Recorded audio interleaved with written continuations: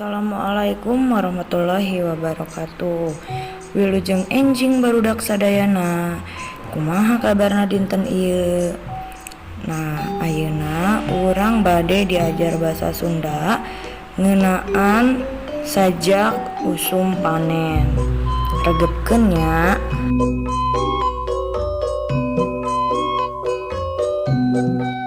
Tah ayeuna hayu urang diajar maca sajak. Eusina teh nyaritakeun patani dina molah sawah tapi kadatangna usum panen.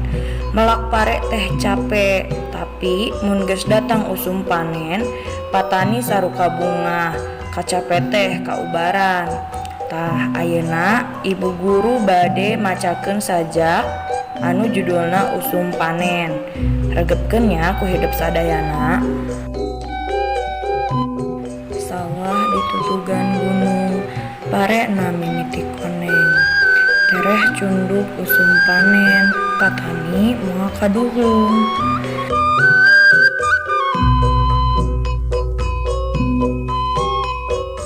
Melak pare saban usum, capek meakeun tanaga. Huhujanan, papanasan, ka sawah memanggul pacul.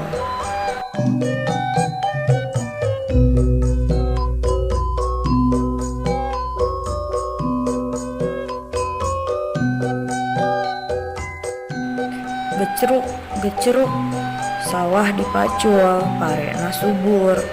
Usum tandur, binih dipelak, rapih diatur.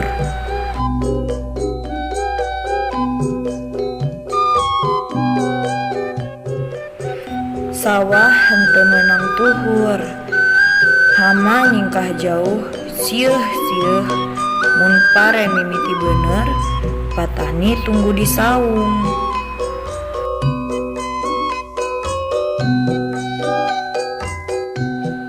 Usum panen matak bunga, patani geus capek gawe, sawah ngahasilkeun pare.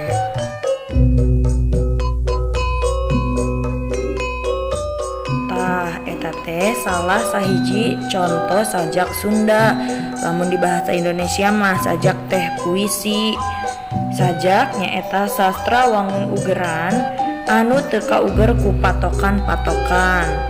Tah eta nu disebut ku sajak. Tah ayeuna regepkeun ku hideuk ibu bakal ngabacakeun kata-kata anu kurang kahartos. Tutugan gunung nyaeta handapkeun gunung. Cunduk hartina datang, kaduhung hartina hanjakal. Tundur hartina melakeun binih pare. Tuhur hartina garing atau eueuh caian.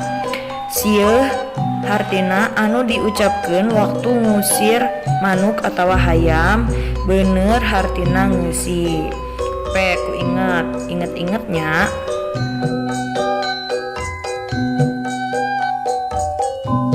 Tah ayeuna urang kerjakeun tugas, sok ayeuna siapkeun heula buku tulis aranjeun nya, buku tulis basa Sunda.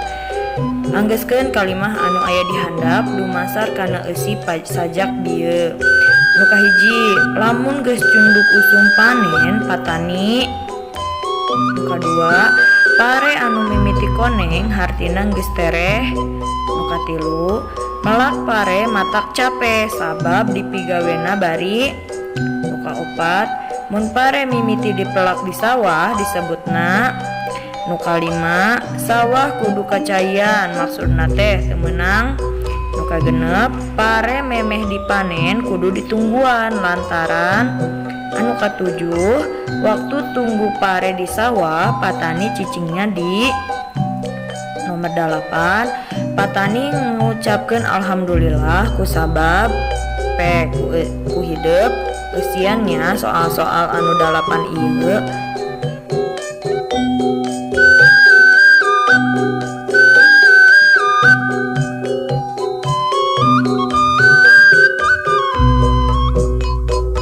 Alhamdulillah pangajaran dinten ieu atas rengse. Hatur nuhun kana sadaya perhatosanana. Mudah-mudahan ilmu nu ibu pasikeun manfaat kanggo sadayana. Wassalamualaikum warahmatullahi wabarakatuh.